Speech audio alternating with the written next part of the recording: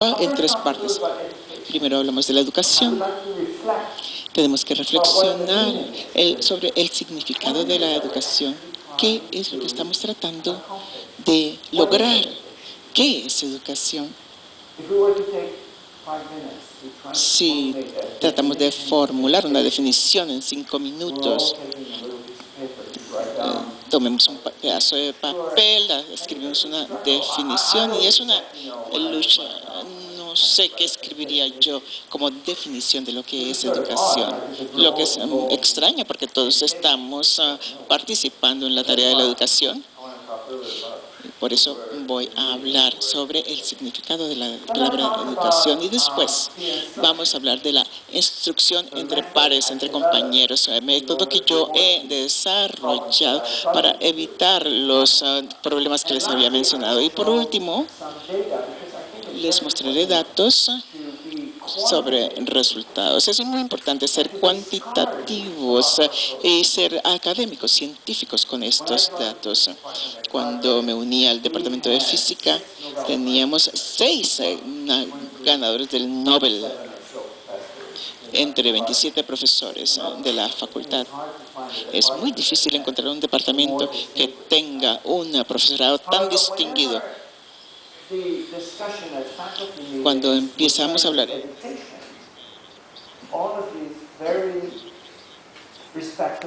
y estos científicos tan respetables se olvidan de los métodos científicos, ya no hablan más de datos, sino que se ponen a contar anécdotas. A mis estudiantes les va mejor cuando yo hago esto o lo otro.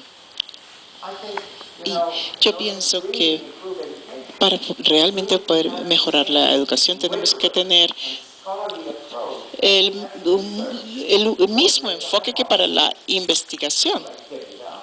Datos y corroborar las hipótesis, cambiar el enfoque según el resultado y ver si hay alguna medida que haya mejorado o no.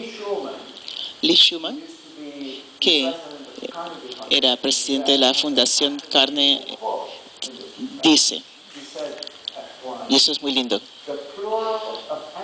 el plural de anécdota no es datos. Piensen en eso. No vamos a validar un argumento sino con datos. Yo considero que mis clases son una extensión de mi laboratorio.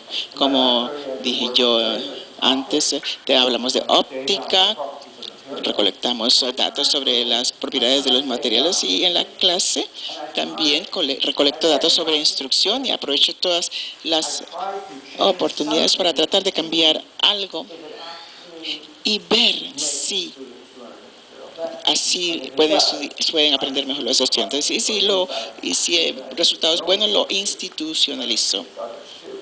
Eso también facilita la conversación entre ellos, entre mis colegas, porque les digo, mire, yo estoy haciendo esto, mis estudiantes han aprendido tanto. Así les enseño cómo ser cuantitativos en lugar de cualitativos cuando se trata de aprendizaje. Entonces vamos a empezar a hablar de educación. Uno entra a una sala de clases, no hablas aquí, por ejemplo, y ven algo muy similar a esta foto que tenemos aquí. Es mi clase hace 20 años, cuando estaba en un ambiente muy tradicional. Cuando se inventaron los anfiteatros, grandes espacios, como este auditorio. En Grecia los anfiteatros eran muchísimo más grandes, pero pues el concepto es el mismo. Como en la antigua Grecia, aquí está el profesor, los estudiantes están sentados en sus puestos y les voy a hacer una pregunta. ¿Cómo describirían ustedes la actividad que tiene lugar en esta foto? Una descripción muy corta, 2 palabras de ustedes. Usen un verbo, preferiblemente. Los dos verbos sin usar enseñar y aprender. ¿Cómo describe usted lo que está sucediendo en esta sala de clases aquí en la foto? Razonar. Yo estoy razonando, pero no estoy segura de que los razonantes, de que están haciendo los estudiantes. Están tomando notas. Sí. Eso es una actividad. Es una presentación. Ustedes me halaga mucho. Tomando nota. Y yo haciendo como una presentación. Es una combinación de actividades. Eso describe lo que está sucediendo. La presentación y las notas que están tomando. ¿Están hablando y escuchando? Sí, sí, se nos aproximamos ya. ¿Comunicación? ¿Comunicación de qué? De ideas. Sí, se están aproximando a lo que yo quiero decir sobre esto. Una conferencia tradicional se enfoca en la transferencia de información. Y ustedes saben que mis estudiantes, al comienzo de mi carrera, me habían indicado esto, que yo no les prestaba atención. En el 84, cuando empecé a enseñar, yo no me preguntaba cómo era que iba a enseñar, pero ¿qué creen que sí se me ocurrió? ¿Qué? Entonces, ¿qué libro están usando en esta clase? Y ellos dijeron, un clásico de Resnick. Yo fui a la librería, como me lo dijeron, y pedí 150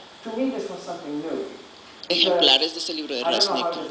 Para mí eso era nuevo. En Europa, donde yo estudié, no se compran los libros. A pagar $100 por un libro. Sí, el instructor ya le está diciendo a uno lo que está en el libro. Yo tomaba notas nada más. Y así tenía lo que decía en el libro y lo que decía en la instrucción. Pero en los Estados Unidos le dicen que tienen que comprar libros. Entonces yo fui a pedir 150 libros. Y cuando regresé a mi oficina me he dicho, un momento, pero ellos tienen ese libro y yo tengo el libro. ¿Qué voy a hacer entonces en la clase? Volví a donde mi colega y le dije, ¿usted qué piensa? ¿Cómo voy a hacer en la clase si todo el mundo ya tiene el mismo libro? Y dice, no se preocupe, hay muchísimos libros de física. Tenía todo un estante lleno de libros de física. Miré su colección y encontré un libro que me encantó por dos razones. Uno, el enfoque era un poquito más distinto al que ya había comprado y ya no lo imprimían, estaba era una vieja edición y me dije, esto es perfecto para enseñar porque ellos no saben de dónde voy a obtener. Ellos tenían un libro y yo tenía otro. De allí él les enseñaba. Y en cada clase estuve escribiendo, tomando notas y después las puse en un proyector. Y lo que hice al final de la clase, de cada clase, que les daba a los estudiantes una fotocopia de mis notas, que yo las había trabajado yo mismo, y a eso ellos les encantaba, porque eran mucho más concisas que el libro. ¿Y por qué les di las notas al final de la clase? ¿Por qué piensan ustedes? Porque no quería que tomaran las notas. Y al final, esto no sería admitir que había un problema. ¿Por qué forzar a los estudiantes a venir a escucharme si únicamente se trataba de tomar notas? Entonces les di las notas y después de 6 semanas o 4, no sé, no me acuerdo, me dijo alguien: profesor, ¿por qué no nos da sus notas al comienzo de la clase? Así no tenemos que escribir tanto. Y yo no había notado que cada vez que yo escribía A, 150 personas escribían A en su libro. Alguien describía este proceso, esto como un proceso de transferencia de notas del profesor al estudiante, sin pasar por el cerebro de los estudiantes. Es precisamente lo que estaba ocurriendo en esa clase. Estaban tomando nota y yo escribiendo en el tablero con el proyector y todo el mundo copiando. Pero para el cerebro no iba nada. Entonces decidí darles las notas al comienzo de la clase y fue un alivio para mí que ellos no cogieron las notas y se fueron de la clase, sino que se sentaron, empezaron a escribir notas, pero se referían también a mis notas. Y el siguiente año que hice el mismo curso, que di el mismo curso, pensé, en vez de dárselos a cada clase al comienzo del semestre, les voy a dar todo el juego de notas para el semestre más el semestre del curso superior. Mandé a fotocopiar todo eso, todas las notas para todo el semestre. Y el resultado inesperado, ¿saben qué fue? Fue que media docena de estudiantes escribió que el profesor dictaba clases de sus notas de conferencia. Entonces, ¿qué era lo que yo tenía que hacer? Pues se suponía, yo estaba muy disgustado y enojado. Pero ellos tenían razón. Estaba yo enfocándome en la transferencia de información que estaba disponible de muchas otras maneras.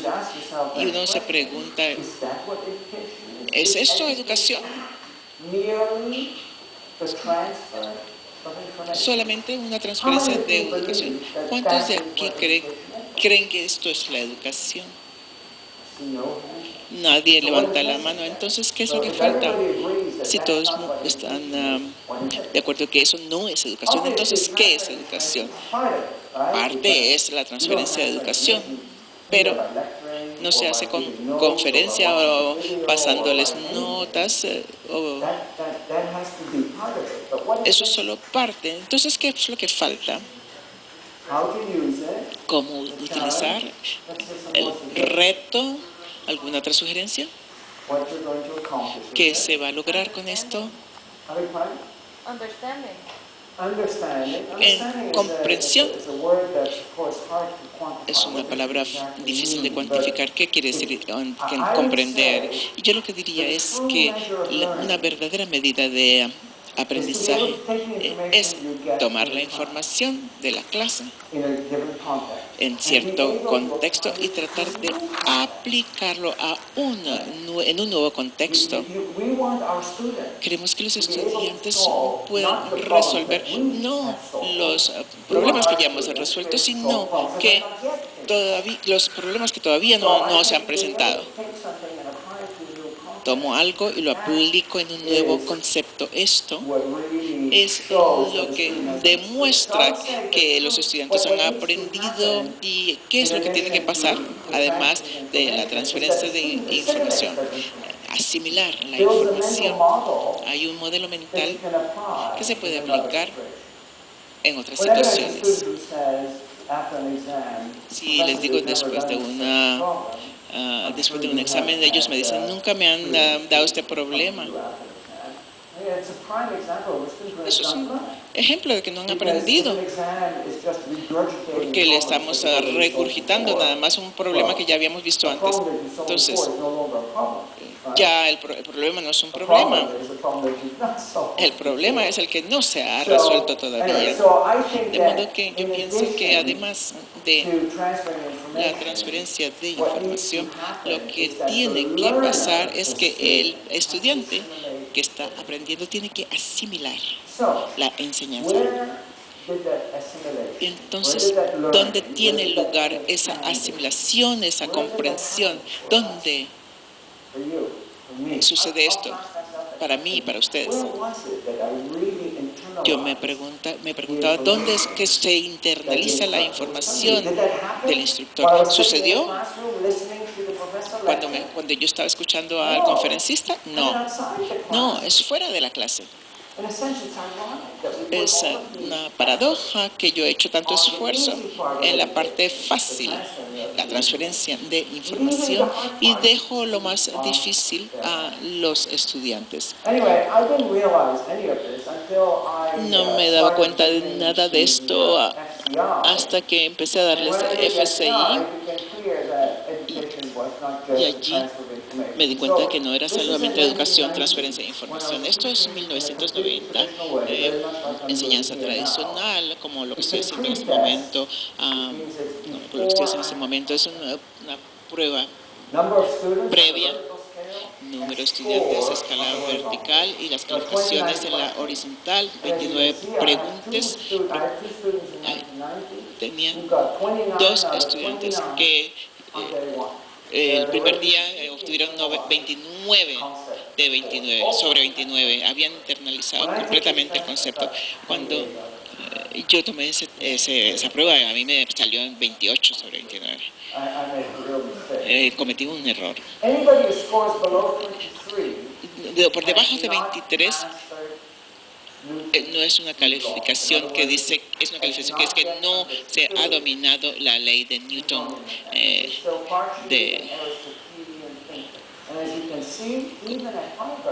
Incluso en Harvard,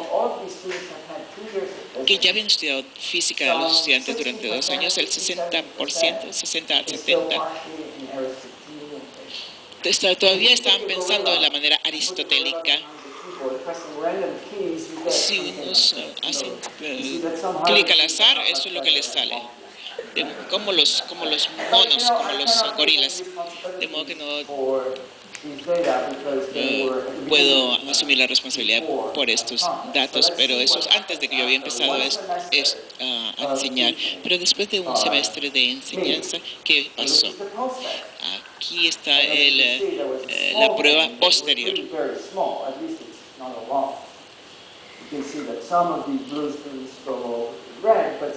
Algunos estudiantes pasaron del rojo. Esta es la postdistribución, pero todavía hay un segmento que todavía tenía menos de 23 y algunos que casi estaban adivinando. Pero te los muestro aquí distinto. Aquí hay un cambio en el azul, en la distribución azul, 70%. Y el rojo, el promedio del rojo, que es 78%, y vamos a colocar el cambio en la escala vertical para combinar esta gráfica con un solo juego de datos. De 70 subieron a 78. Al comienzo tenían 70, podían haber ganado hasta 100 y serán 30 de ganancia. Eso, pero en realidad no me he acercado mucho a la calificación perfecta, y comparados con otras universidades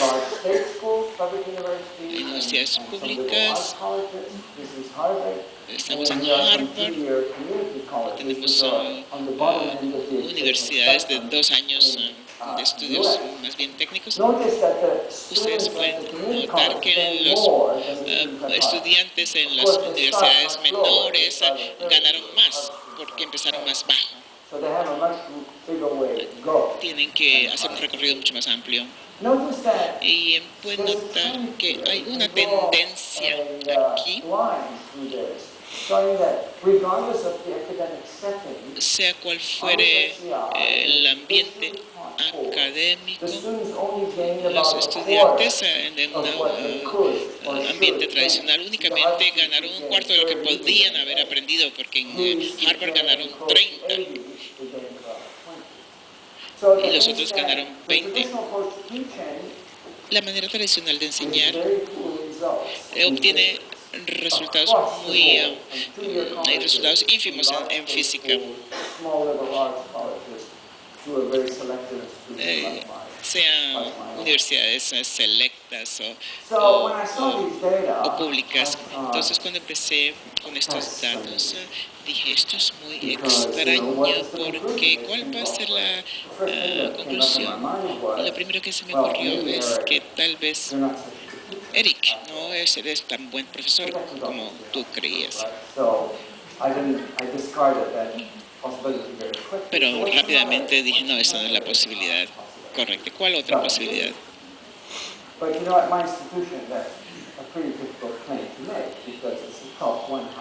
Pero en mi institución los estudiantes son los mejores, ¿no?, en todo el mundo. Y se me ocurrió la excusa perfecta. ¿Y ustedes qué creen que fue? El método sería yo.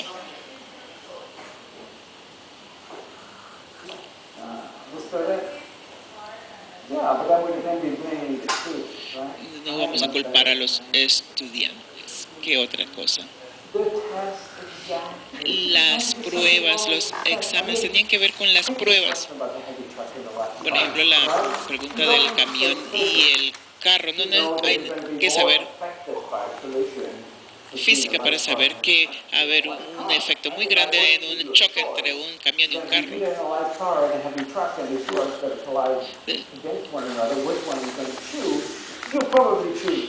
Si uno va a estar en ese choque, es mejor estar en el camión. Entonces ellos estaban confundiendo con daño, aceleración y fuerza. O tal vez una cuestión de semántica de palabras. Algo no funciona con esta prueba, porque en mis exámenes a ellos les fue bien. Pero ¿cómo les va bien en mis exámenes? Sí. Esto es un concepto mucho más complicado que el de la fuerza. Entonces decidí hacer unas pruebas de mi propia invención y descubrí un problema muy grande. Y no me sorprendería si ese problema en muchos de los cursos en todo el mundo surgiera, inclusive aquí. No es transferencia de información, sino la simulación, lo que resulta clave. Entonces vamos a ver a las pruebas. Ese es el último ejemplo de física que les voy a dar en este curso. Decidí entonces lo siguiente. Decidí que en el examen les iba a dar una asignatura sobre exactamente el mismo tema. Uno sobre un tema tradicional de un libro y el otro de algo conceptual que no hubieran visto antes. Decidí alejarme de la mecánica y hacerlo sobre un circuito eléctrico que pocas personas conocen. Los circuitos eléctricos. ¿Cuánto saben aquí de física o de electrónica en esta sala hoy? Algunos par de personas. La mayoría de ustedes no saben la respuesta, pero eso no importa porque es la idea lo que importa, no el problema en sí. Este es un problema estándar, 2 baterías, 3 resistencias y tienen que calcular 2 cantidades. Pero en realidad un circuito eléctrico real no es así. Cuando usted abre la televisión no va a ver esta distribución. Esta es una abstracción matemática de un circuito real. Todo está muy bien presentado y muy bien distribuido. Y se les pregunta qué calculen la corriente con esta resistencia y cuál es la potencial diferencia entre estos dos puntos. Algunos levantaron la mano y les dijimos, trabajen en este problema en 10 minutos.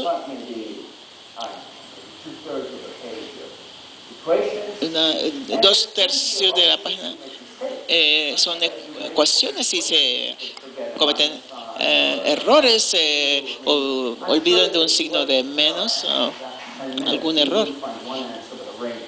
Entonces, después de 10 minutos hay varias respuestas. Este no es un problema sencillo, tampoco es tan difícil, pero hay muchas oportunidades para cometer errores. Ese es el problema número 5 de un examen de mitad del cerebro. Y en este mismo examen puse este problema. 3 bombillas idénticas están conectadas como una serie a una pila, a una batería, como en un árbol de Navidad. Y aquí está el interruptor que enciende la bombilla. No vayan a tratar de hacer esto en casa, es muy peligroso. Si usted coloca un cable, un conductor, va a atravesar el de la mitad porque no tiene resistencia, pero cuando usted enciende el interruptor, la corriente va para el lado izquierdo y no para la derecha. Y les pregunté, cuando se cierra el switch, ¿qué pasa a la bombilla A y B? ¿Y qué pasó? Cerramos el switch, esta no funciona ya más, entonces se queda únicamente con 2 bombillas en lugar de 3. 2 tienen menos resistencia que 3, por consiguiente hay más corriente. ¿Y qué pasa a la bombilla C? ¿Qué pasa con la batería? ¿Cuál es la diferencia potencial? Si uno entiende la corriente DC, en 30 segundos puede contestar la pregunta, porque yo les enseñé que lo único que tenían que decir es que si aumenta o disminuye o si se queda igual. Únicamente que me digan eso. Bueno, lo que no les dije es que cuando hay clases muy numerosas, hay 2 catedráticos que se alternan, una semana uno y otra semana el otro.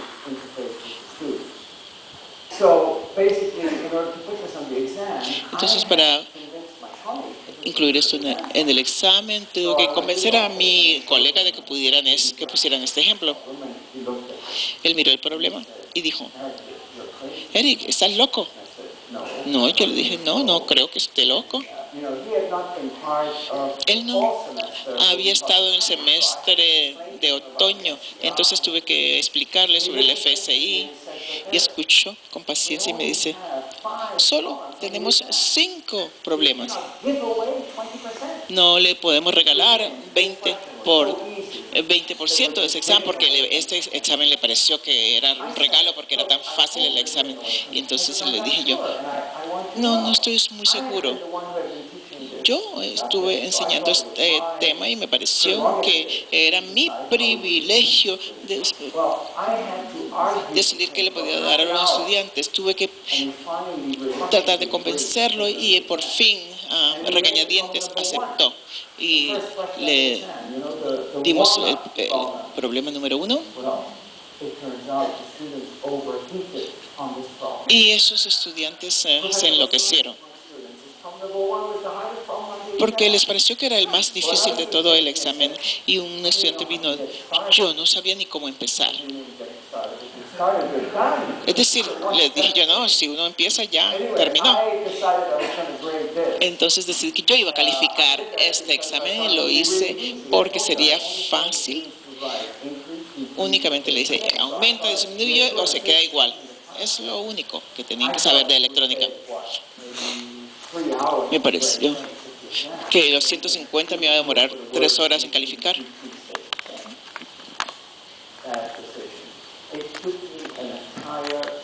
Me tuve que quedar todo el fin de semana calificando. Algunos habían escrito 6 hojas, todo lo que sabían sobre el tema, tratando de convencerme de que habían dicho lo correcto. Yo tenía que leerlo todo. Entonces, cuando califiqué, era muy claro que había un problema.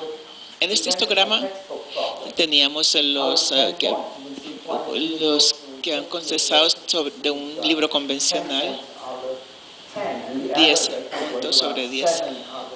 El promedio es 7 sobre 10. Y aquí, la parte conceptual, el problema de las bombillas.